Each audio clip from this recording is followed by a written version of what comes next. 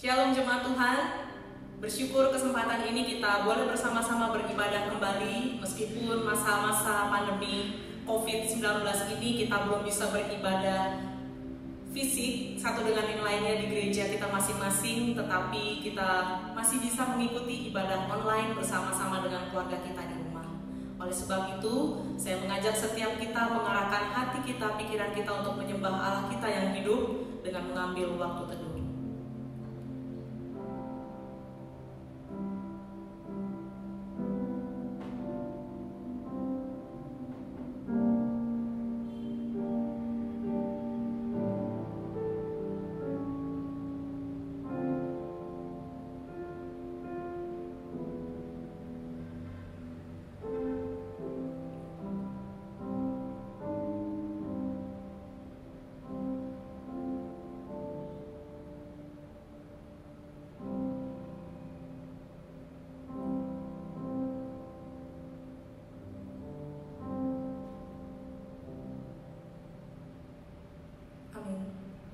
Pertolongan kita adalah dalam nama Tuhan yang menciptakan langit dan bumi, yang memelihara kesetiaannya sampai selama-lamanya dan tidak meninggalkan pekerjaan tangannya.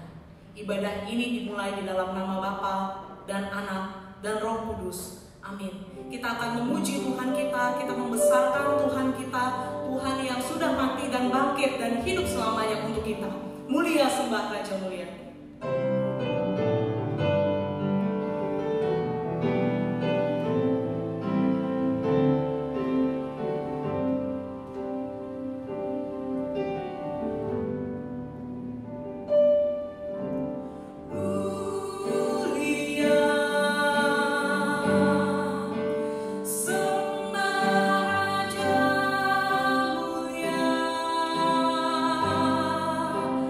Bagi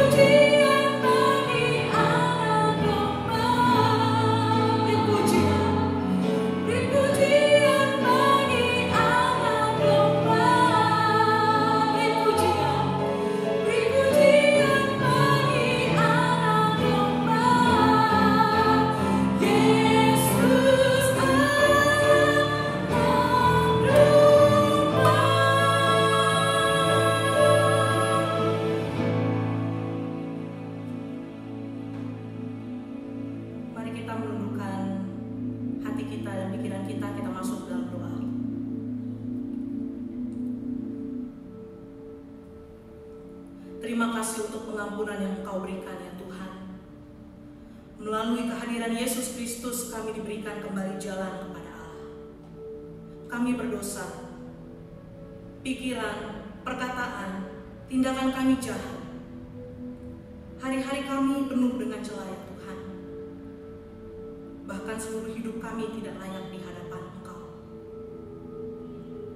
Oleh karena itu ya Tuhan, kami berdoa, memohon belas kasihan Tuhan, mengampuni setiap kami.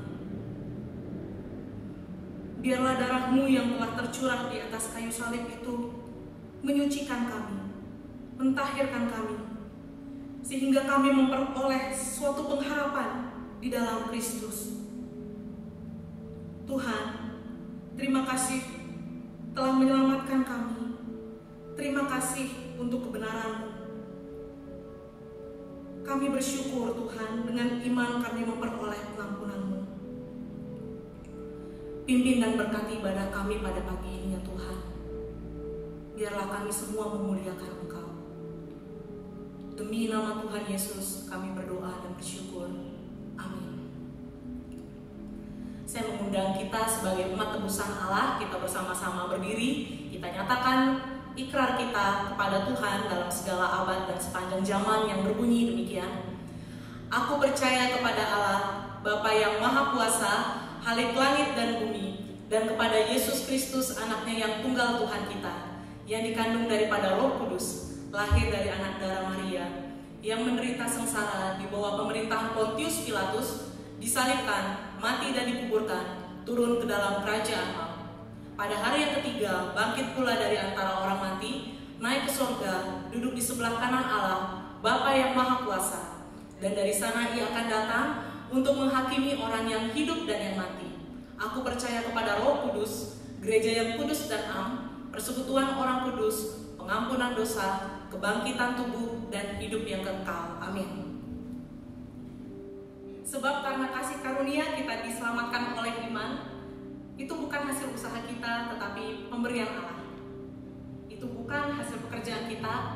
Jangan ada di antara kita yang memegahkan diri. Mari kita responi pengakuan iman Rasul ini dengan menyanyikan sangat besar anugerah.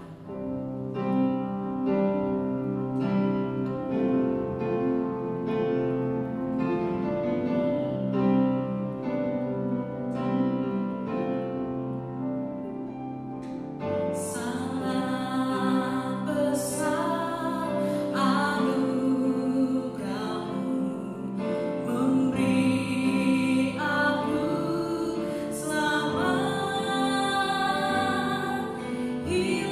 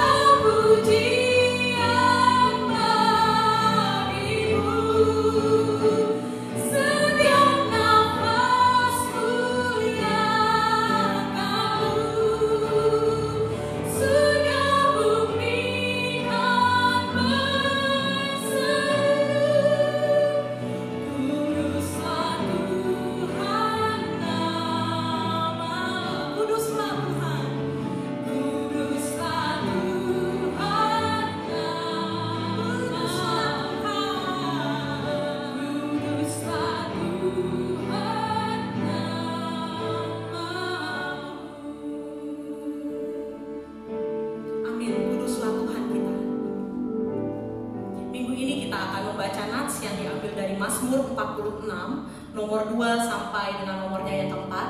Mazmur 46 nomor 2 sampai dengan nomor yang keempat. Kita akan membaca bersama-sama. Allah itu bagi kita tempat perlindungan dan kekuatan, sebagai penolong dalam kesesakan sangat terbukti. Sebab itu kita tidak akan takut sekalipun bumi berubah, sekalipun gunung-gunung goncang di dalam laut, sekalipun ribut dan berbuih airnya, sekalipun gunung-gunung goyang oleh geloranya. Amin. Firman Tuhan pada hari ini akan diberitakan oleh Pendeta Bobi Mesa. Mari kita mempersiapkan hati kita, pikiran kita untuk menerima sabda Tuhan. Kita mau dedikasikan hidup kita sepenuhnya untuk mengikut Tuhan kita, Tuhan Yesus.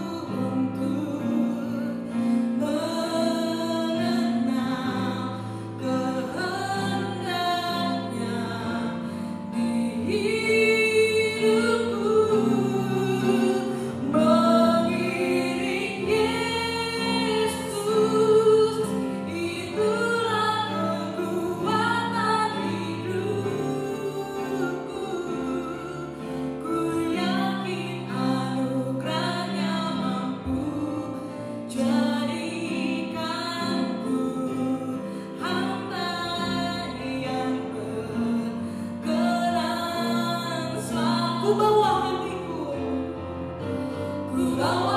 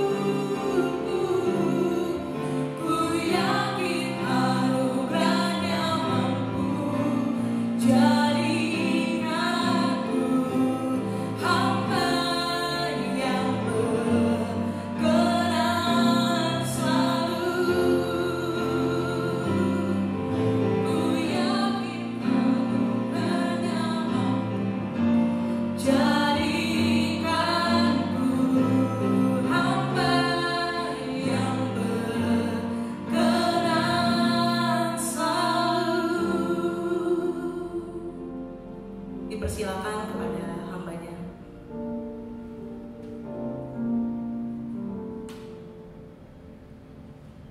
Bapak, Ibu, dan Saudara yang terkasih dalam Tuhan Yesus, sebelum kita mendengarkan firman Tuhan, mari kita berdoa.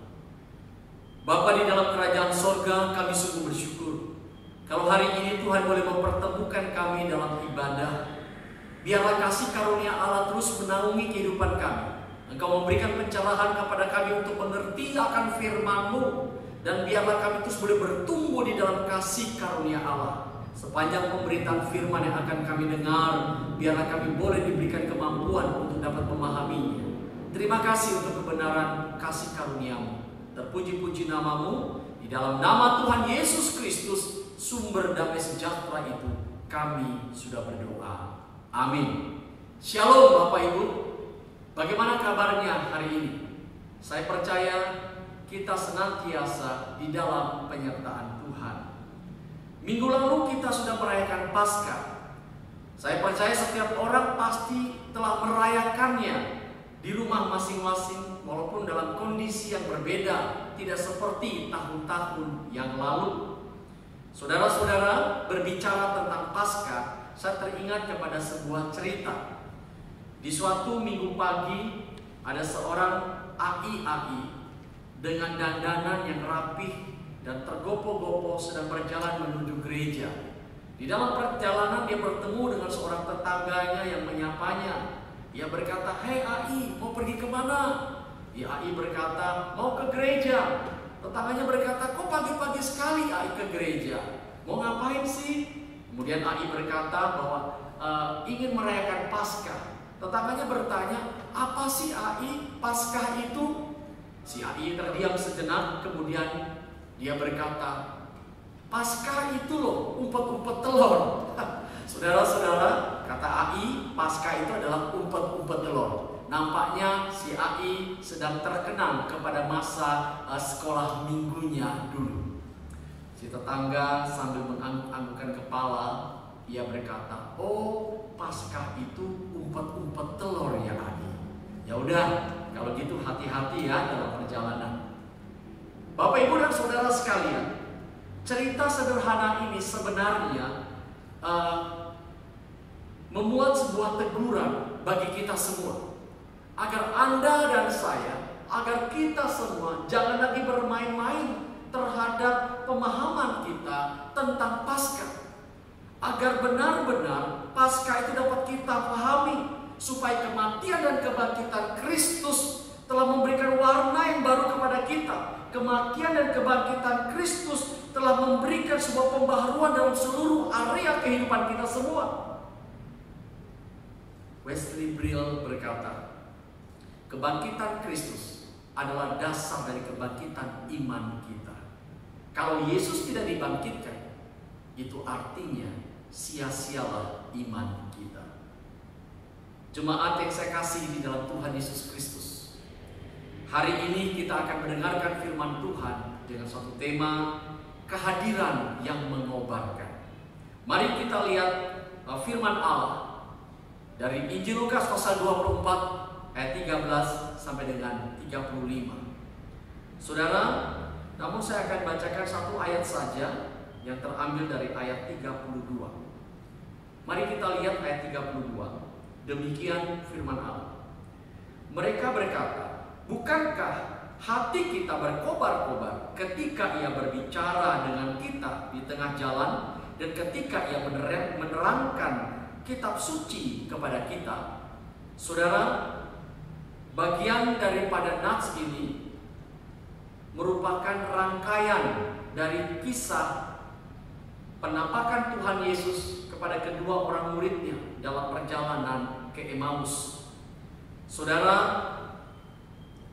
kisah tentang penampakan Tuhan Yesus kepada murid-muridnya dalam perjalanan ke Emmaus nampaknya telah menjadi trending topik sepanjang masa yang tidak pernah berakhir jika dibicarakan. Saudara-saudara, hari ini saya ingin mengajak kita semua untuk mempelajari kebenaran firman Tuhan ini dengan lebih teliti, agar kita sama-sama dapat mengerti penafsiran yang sesungguhnya, supaya kehadiran Yesus di antara murid-muridnya tidak memberikan sebuah kerancuan pemahaman kita, agar kita juga dapat menarik inti berita yang sesungguhnya. Nah, sebab itu mari kita bersama-sama belajar bagian firman Tuhan ini. Di dalam ayat 13 dikatakan, pada hari itu juga. Saudara, apa yang dimaksudkan dengan kata pada hari itu juga? Perhatikan baik-baik.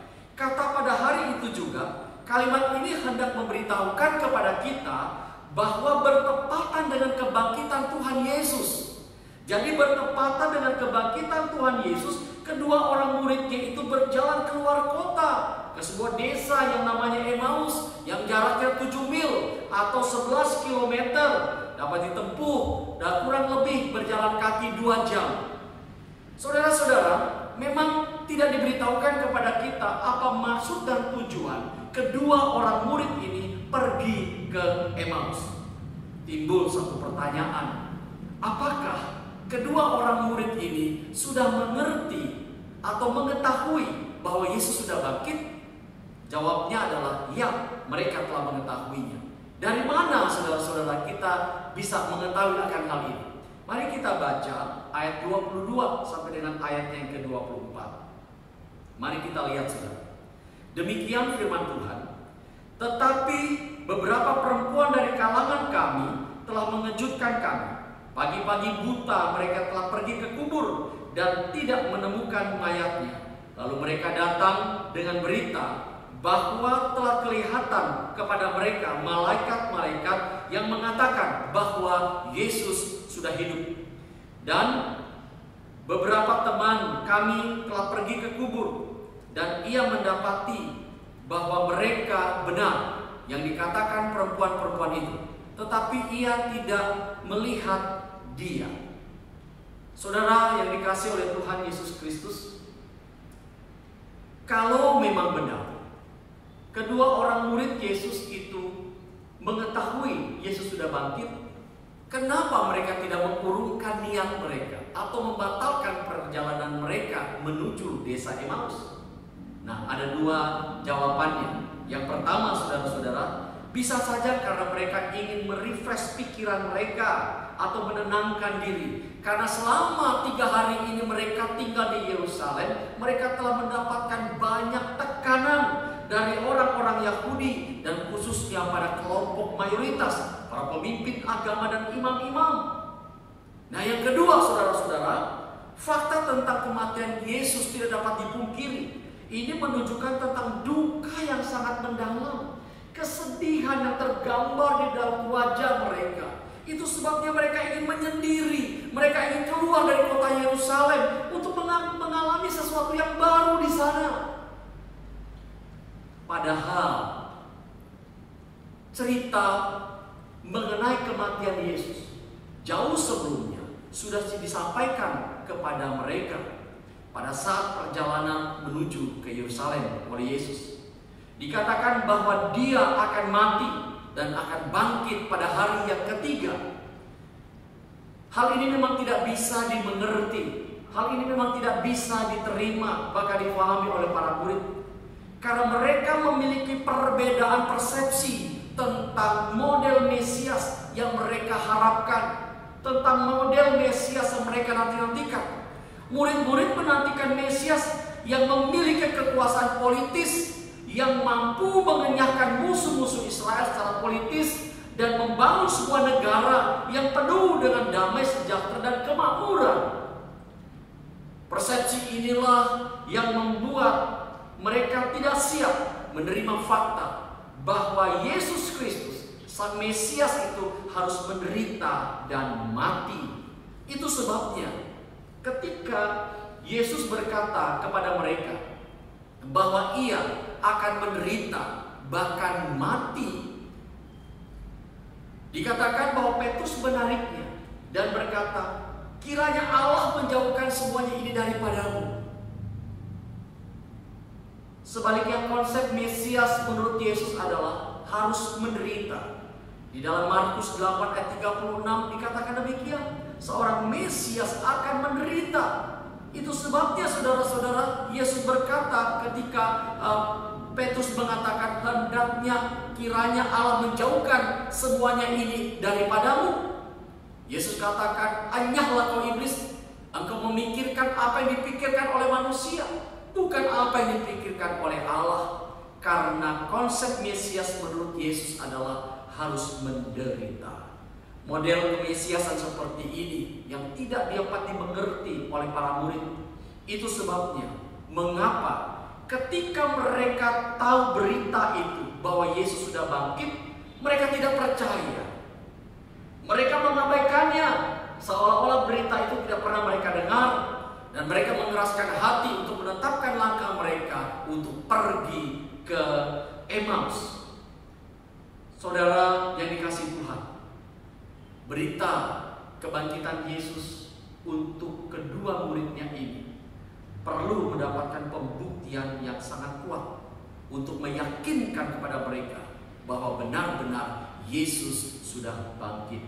Itu sebabnya saudara-saudara, mengapa Yesus harus tampil di antara mereka, harus menampakkan diri kepada mereka bahwa Ia sudah bangkit.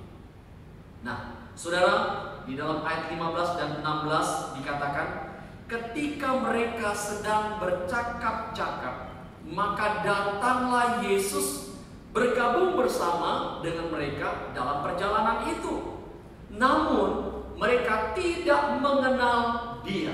Sekali lagi saudara, ketika Yesus menggabungkan diri dengan murid-muridnya dalam perjalanan ke Emmaus, dikatakan mereka tidak mengenal Dia. Saudara, di dalam kalimat ini ada begitu banyak penafsir yang mencoba untuk memberikan gagasan mereka, untuk meyakinkan kita dengan berbagai macam cara, supaya kita tahu bahwa ketidakmengenalan murid-murid kepada Yesus itu oleh karena hal-hal yang demikian. Nah, saudara-saudara, dalam pengertian keadaan ini, banyak tafsiran memang yang membingungkan kita. Misalnya seperti di dalam Pulpit Bible Commentary dan Albert Barnes Commentary, mereka mengatakan bahwa kehadiran Yesus di antara muridnya itu dalam perjalanan ke Emmaus yang tidak dikenali oleh mereka, dikatakan bukan karena ada sesuatu yang menghalangi mata mereka, seperti yang tertulis di dalam ayat 16. Ini hanya sebuah pengistilahan yang digunakan penulis untuk memastikan bahwa mereka benar-benar tidak mengetahui siapa Dia. Saudara, ini tidak ada sesuatu yang supranatural katanya. Hal ini mudah saja untuk bisa dimengerti. Karena itu Yesus muncul dalam bentuk yang lain. Coba kita lihat Markus 16 ayatnya yang ke-12. Perhatikan baik-baik. Demikian firman Allah. Sesudah itu Yesus menampakkan diri dalam rupa yang lain kepada dua orang dari mereka ketika dalam perjalanan keluar kota. Nah, Bapak Ibu dan saudara-saudara sekalian, dikatakan bahwa ketika Yesus tampil di antara kedua murid ini, Ia mempergunakan penampilan yang berbeda.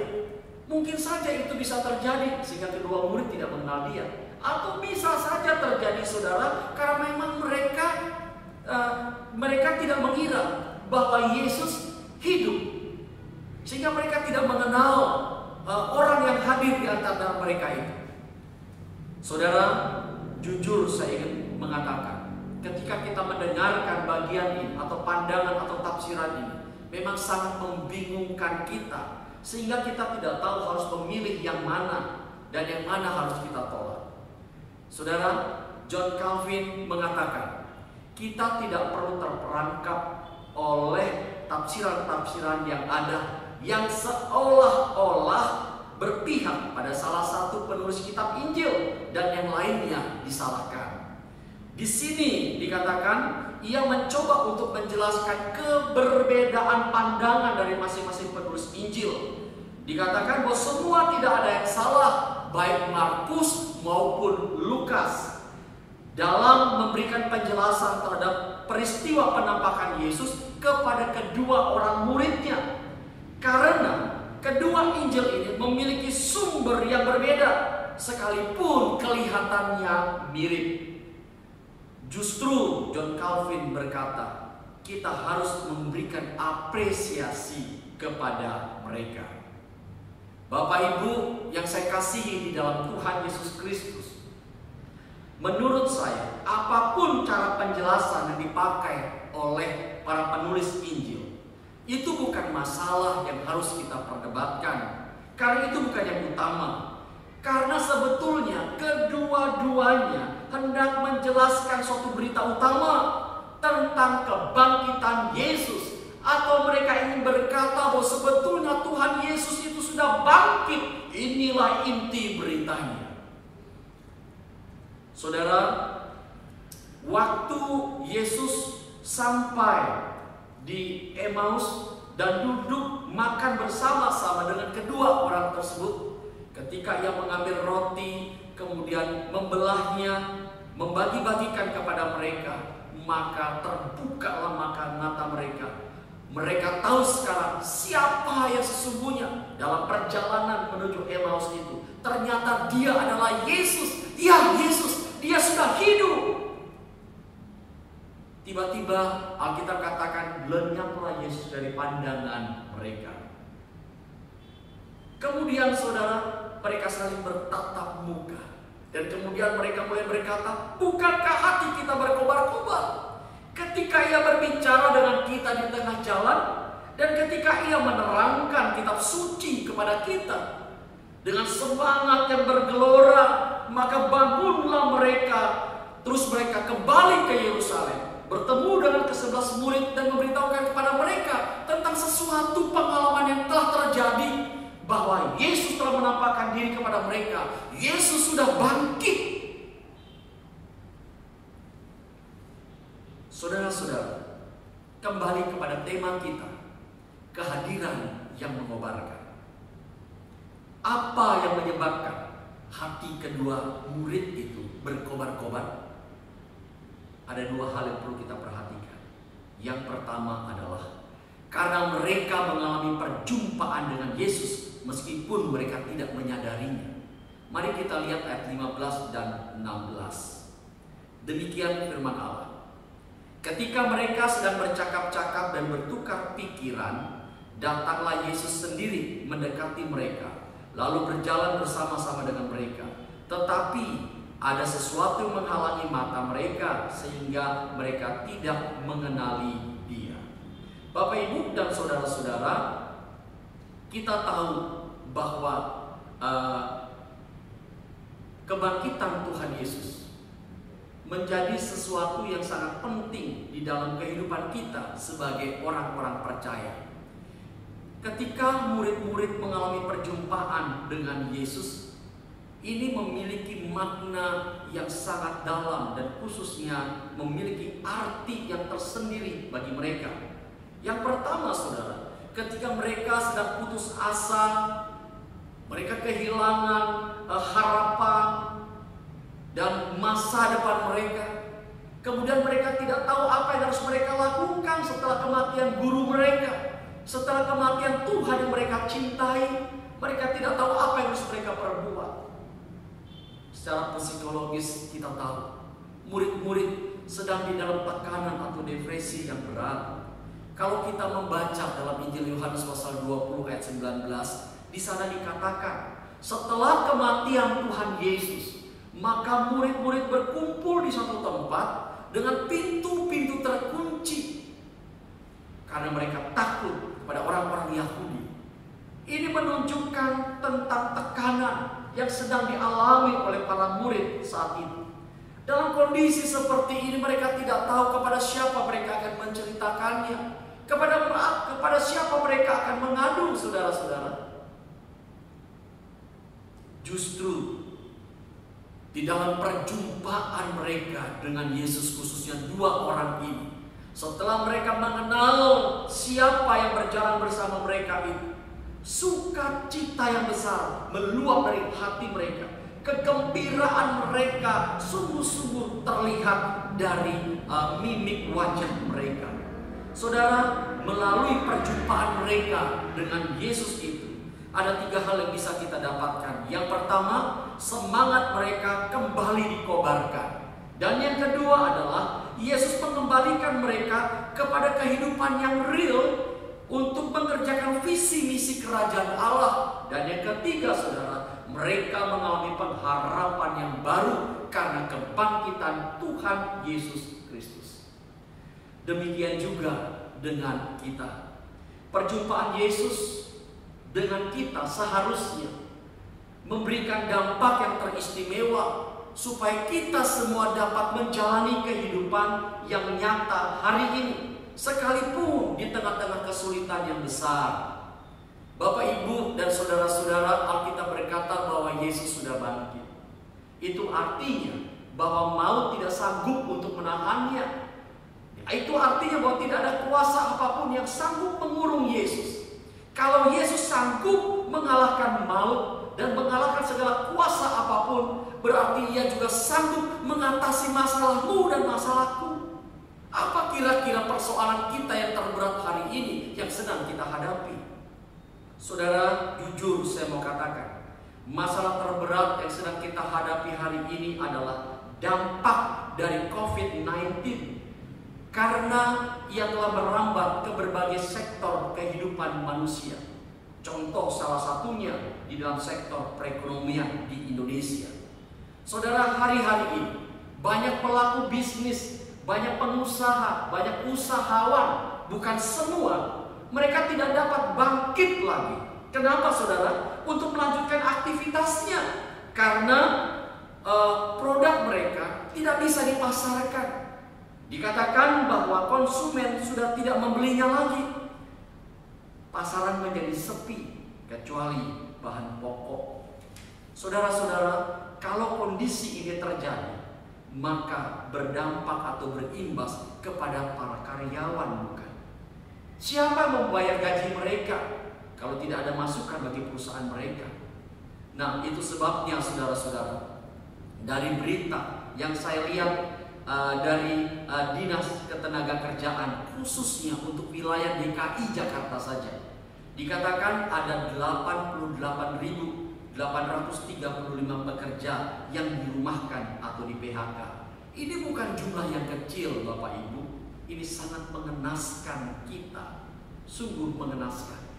Belum lagi efek psikologis dari COVID-19 ini terhadap kehidupan manusia. Banyak orang menjadi paranoid ketika mereka berbelanja, baik dari pasar, dari supermarket, atau dari mana saja. Semua barang-barang yang terbungkus di dalam plastik atau juga kaleng dan kemasan-kemasan yang lainnya, semua dibawa ke dapur, ya, dicuci bersih-bersih. Setiap aktivitas yang dilakukan selalu membasuh tangan atau bersih-bersih tangan. Saudara, saya mau katakan bahwa bukan kita tidak boleh mencuci tangan supaya kita bersih dan menjadi sehat, bukan. Tetapi karena kita menjalaninya dalam kondisi yang ketakutan. Ya. Nah, saudara, seorang pasien datang ke rumah sakit dan dia berjumpa dengan dokter. Dia berkata, "Dok, aku seringkali berdebar-debar jantungku, pikiranku tidak karuan, seringkali pusing mendadak, dan seringkali napas tersenggal-senggal. Aku tidak tahu kenapa bisa begini." Kemudian dokter berkata, "Apakah dalam waktu yang dekat ini Anda pernah bersentuhan atau berdekatan dengan orang yang terjangkit virus corona?" Dia kan tidak pernah sama sekali, Dok. Justru aku mengurung diri. Aku menjauhkan diri dari pertemuan-pertemuan orang banyak. Nah, dokter mulai memeriksa pasien ini. Dan dikatakan, Anda tidak sakit, hanya Anda terlalu berlebihan rasa khawatirmu. Obatnya hanya satu, tenangkan pikiranmu dan banyaklah berdoa. Saudara, ada satu cerita yang lucu, saudara, dari pengantar Aqua galon. Saudara, kita tahu sejak adanya social distancing, setiap wilayah termasuk perumahan selalu dibatasi dan selalu diperiksa suhu tubuhnya. Bahkan tidak sungkan-sungkan orang menyemprotkan disinfektan terhadap orang yang dicurigai kotor dan sebagainya. Saudara, Anda bisa bayangkan kalau pengantar Aqua galon ini memasuki beberapa tempat seperti perumahan-perumahan yang selalu harus disemprot. Anda bisa bayangkan, ya, bekerja dari pagi sampai sore, ya. Dia berkata, bukan saja virusnya yang mati, tetapi ia juga akan mati. Bapak, Ibu, dan saudara-saudara, efek dari psikologis ini membuat orang menjalani hidup dengan paranoid. Saya mau katakan kepada kita semua, tenanglah dalam situasi seperti ini. Jangan takut. Yesus yang sudah mati sanggup mengalahkan kuasa maut. Dan ia juga yang Anda dan saya percayai sanggup mengalahkan virus corona. Saudara-saudara, mari alami perjumpaan dengan dia. Karena kebangkitannya akan memberikan kemampuan kepada kita menjalani hidup seperti yang dia inginkan. Yang kedua, apa yang menyebabkan murid-murid hatinya berkobar-kobar? Yang kedua ini dikatakan karena mereka membicarakan firman Tuhan. Mari kita lihat ayat 32, saudara-saudara. Di dalam ayat 32 dikatakan demikian. Kata mereka seorang kepada yang lain, bukankah hati kita berkobar-kobar ketika ia berbicara dengan kita di tengah jalan dan ketika ia menerangkan kitab suci kepada kita? Jadi pada bagian yang kedua ini, saudara, yang membuat hati murid-murid Yesus itu berkobar-kobar adalah karena mereka membicarakan firman Allah atau mempercakapkan firman Allah. Saudara, kita tahu bahwa firman Allah adalah kekuatan terbesar di dalam kehidupan orang-orang percaya. Di masa-masa seperti ini, kita butuh penguatan dari firman Allah bagi kita semua. Itu sebabnya, saudara-saudara, Anda dan saya harus banyak merenungkan firman, membaca dan mempelajarinya. Karena firman Allah itu akan membukakan sebuah pengertian baru kepada kita terhadap hal-hal yang belum kita mengerti, supaya iman kita terus bertumbuh dan dikuatkan. Di dalam Mazmur 64 ayat pertama dikatakan demikian. Allah itu bagi kita tempat perlindungan dan kekuatan, sebagai penolong di dalam kesesakan sangat terbukti. Raja Daud mengungkapkan mazmurnya ini berdasarkan pengalaman yang dia alami. Hidup bersama dengan Allah, apapun persoalannya, tidak membuatnya menjadi gentar. Bukankah di dalam Mazmur 23 ayat yang keempat dia berkata, sekalipun aku di dalam lembah kekelaman, aku tidak takut bahaya. Karena apa? Ada tongkat dan gadanya Allah yang sanggup memberikan pertolongan kepadanya. Apa yang ada dan saya takutkan di dalam kehidupan ini? Apa yang ada dan saya khawatirkan menjalani kehidupan ini? Bukankah gada dan tongkatnya Allah itu sanggup menolong kita? Saudara yang saya kasih dalam Tuhan Yesus, Mazmur pasal pertama ayat 2 berkata, berbahagialah orang yang kesukaannya ialah Taurat Tuhan dan yang merenungkan Taurat itu siang dan malam. Jadi orang-orang ingin mengalami kebahagiaan di dalam hidupnya. Orang-orang ingin keluar sebagai pemenang. Orang-orang yang ingin menjalani hidup untuk mengalahkan rasa takut dan kecemasan di dalam hidup mereka. Bacalah firman Allah. Karena firman Allah memberikan kekuatan dan memotivasi kehidupan kita semua. Karena firman itu adalah perkataannya Allah sendiri.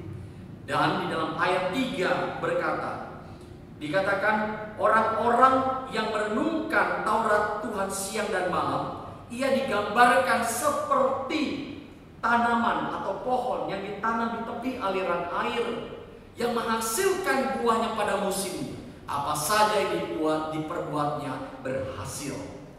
Saudara, maukah hari ini kita menempatkan firman Tuhan sebagai terutama di dalam kehidupan kita, dengan menanggalkan segala rasa takut kita? Kita tahu bahwa janji-janji Allah hanya dapat digenapi di dalam kebenaran firman-Nya. Jadi Anda dan saya tidak akan mungkin dapat mengalami janji-janji Allah kalau kita tidak menghidupi firman-Nya. Yohanes pasal 15 ayat 7 berkata, jikalau kamu tinggal di dalam aku dan aku tinggal di dalam kamu, mintalah apa saja, maka engkau akan memperolehnya. Bukankah ini sebuah bukti janji dari Allah yang menguatkan iman kita?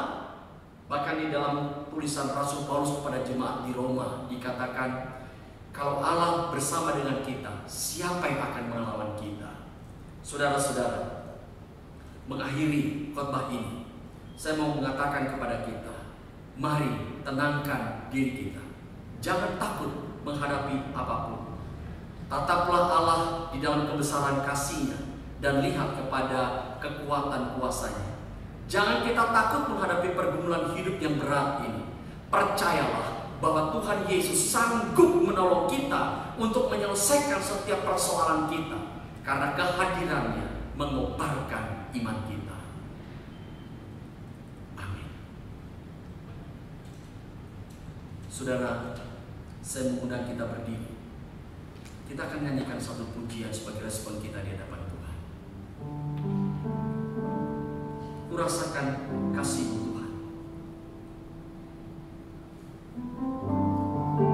Biarlah pujian ini terus menguatkan kita. Kita melihat kepada pertolongan Tuhan yang sesungguhnya.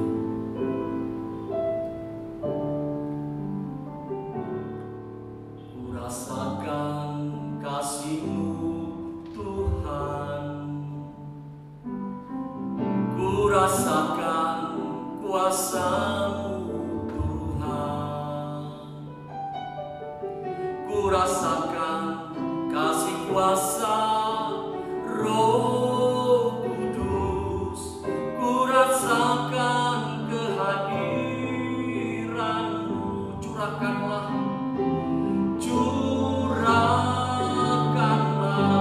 kuasa-Mu Tuhan.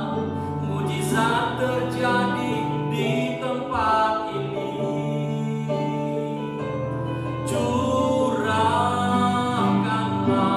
kuasa-Mu Tuhan. Mujizat terjadi sekarang ini. Saudara, saya mau berdoa bagi kita semua. Bapa di dalam sorga, mau berdoa buat semua jemaat-Mu. Tuhan berkati mereka. Angkat segala kelemahan, rasa takut dan kekhawatiran yang sedang mereka alami. Kalau sekarang mereka sedang mengalami pergumulan yang berat, Hamba tahu kuasa kebangkitan sanggup memulihkan mereka. Dalam nama Yesus, berkati usaha mereka, berkati pekerjaan mereka, berkati pendidikan anak-anak mereka, berkati rumah tangga mereka, dan biarlah Tuhan dipermuliakan atasnya. Terima kasih Tuhan, kami tahu Engkau hidup dan berkuasa. Engkau adalah sumber pertolongan kami. Terima kasih buat firman-Mu yang telah kami dengar. Biarlah menguatkan kami di dalam kondisi yang sekarang ini sedang kami hadapi. Terima kasih Tuhan. Dalam nama Tuhan Yesus Kristus kami sudah berdoa. Amin. Silakan. Jemaat Tuhan, saat ini kita akan berdoa. Ada 3 pokok doa yang akan kita doakan bersama-sama. Yang pertama, mari kita bersama-sama mengucap syukur atas upaya pemerintah yang memastikan pasokan pangan yang cukup untuk 3-4 bulan ke depan, dari Juli sampai Agustus 2020 ini. Kita berdoa agar pemerintah dapat menangani dampak COVID-19 ini terhadap perekonomian Indonesia. Mari kita berdoa bersama. Tuhan Yesus, kami mengucap syukur untuk upaya pemerintah yang saat ini sungguh concern terhadap pandemi COVID-19 ini ya Tuhan, khususnya terhadap dampak pangan yang ada di negara kami. Tuhan, kami mengucap syukur untuk segala upaya yang dilakukan. Sampai saat ini pemerintah sudah menangani, berupaya untuk memastikan pasokan pangan hingga beberapa bulan ke depan. Tuhan, kiranya Engkau yang memberikan hikmat dan kekuatan kepada mereka dalam bekerja. Biarlah bangsa kami juga Tuhan di tengah-tengah krisis menghadapi pandemi COVID-19 ini tetap mempunyai pengharapan dan iman kepada Tuhan, dan biarlah Tuhan Engkau yang mencukupkan segala sesuatu yang kami butuhkan melalui pemerintah kami. Terima kasih Tuhan, kami berdoa dan bersyukur. Amin. Yang kedua, mari kita berdoa untuk manajemen penanganan pasien di rumah sakit. Kita berdoa agar setiap pasien dapat dilayani dengan baik dan dapat mendapatkan penanganan yang baik dari pihak rumah sakit, khususnya bagi setiap pasien yang memerlukan perawatan intensif. Biarlah itu menjadi prioritas di setiap rumah sakit, dan pasien yang bergejala terdampak COVID-19 ini boleh diarahkan ke rumah sakit darurat. Mari kita berdoa. Tuhan Yesus, kami berdoa untuk setiap pasien yang saat ini dirawat di rumah sakit rujukan yang ada di negara kami ya Tuhan.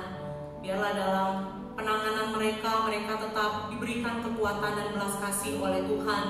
Biarlah mereka juga terus mempunyai semangat untuk hidup, dan biarlah Tuhan setiap obat-obatan, makanan, perawatan yang diberikan itu menjadi sumber kekuatan bagi mereka. Tolong mereka ya Tuhan. Tolong keluarga mereka yang setiap mendampingi, mendoakan mereka. Tolong juga Tuhan agar mereka tetap berharap dan mempunyai iman yang teguh kepada Tuhan. Terima kasih Tuhan, inilah doa kami. Di dalam nama Tuhan Yesus kami berdoa. Amin.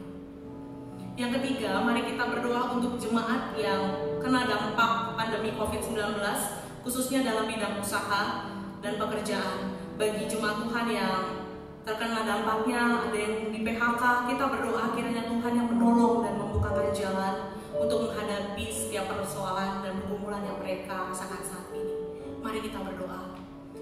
Ya Tuhan, sekali lagi kami memohon belas kasih-Mu untuk setiap kami jemaat Tuhan. Kami berdoa Tuhan untuk jemaat-Mu, anak-anak-Mu di mana saja pun mereka berada, yang saat ini mereka sedang susah Tuhan, susah hati karena dampak yang dihasilkan oleh pandemi COVID-19 ini membuat mereka kehilangan pekerjaan. Tuhan, nyatakan belas kasih-Mu kepada mereka. Tolong mereka Tuhan untuk tetap kuat menjalani hari-hari, untuk tetap kuat dan tetap melihat kebaikan Tuhan, tetap berharap kepada Tuhan. Kami rindu Engkau yang memberikan jalan keluar, Engkau memberikan pertolongan kepada mereka ya Tuhan. Tolong setiap mereka yang saat ini bergumul, Tuhan, kiranya Engkau yang memberikan kecukupan kepada mereka, Engkau yang memberikan kasih-Mu kepada mereka untuk tetap berharap kepada Engkau ya Tuhan. Kami mohon belas kasih-Mu ya Tuhan. Berkati setiap kami jemaat-Mu. Demi nama Tuhan Yesus kami berdoa dan bersyukur. Kami meyakini Tuhan, setiap pemberian dari Tuhan adalah yang terbaik untuk kami. Penyertaan Tuhan selalu ada untuk kami, meskipun di saat-saat yang tidak mudah untuk dijalani. Di dalam nama Tuhan Yesus kami berdoa. Amin. Jemaat Tuhan, kita akan mendengarkan beberapa pengumuman yang akan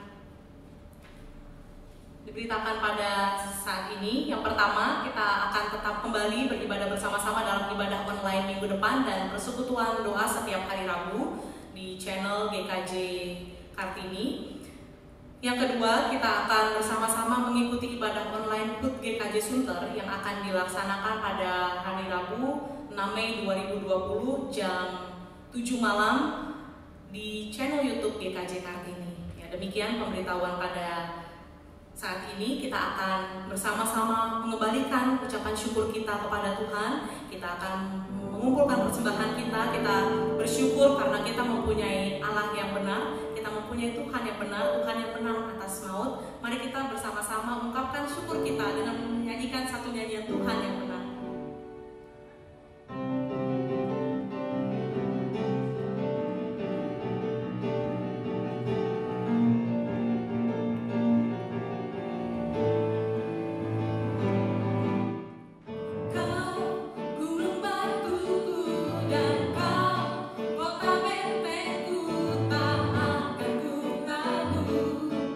Kau menjamin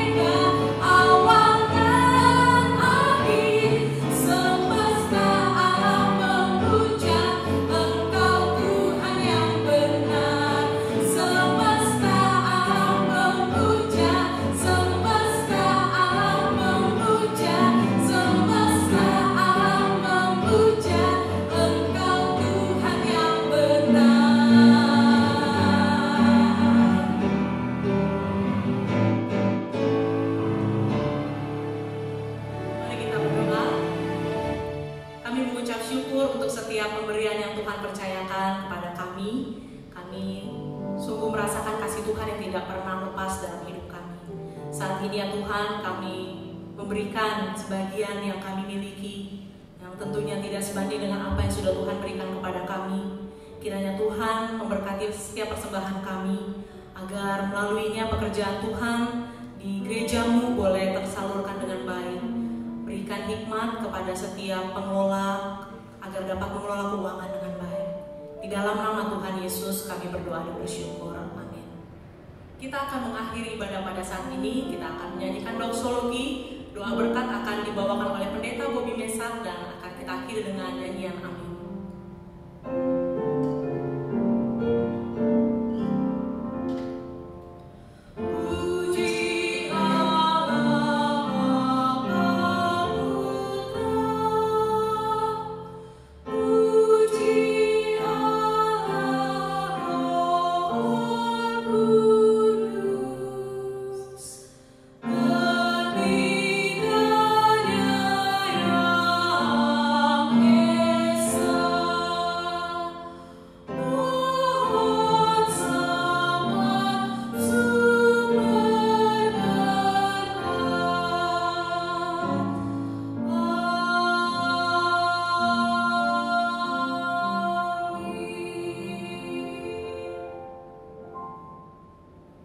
Sidang jemaat, saya mengundang mari kita berdiri.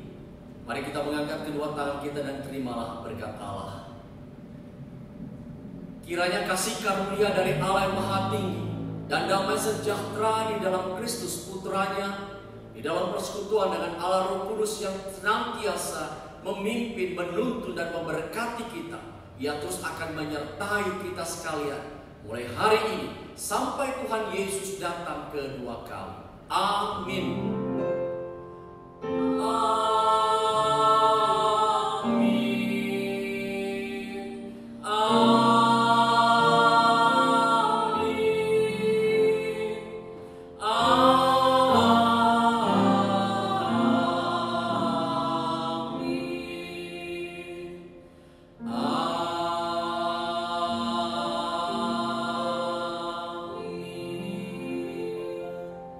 Silakan duduk.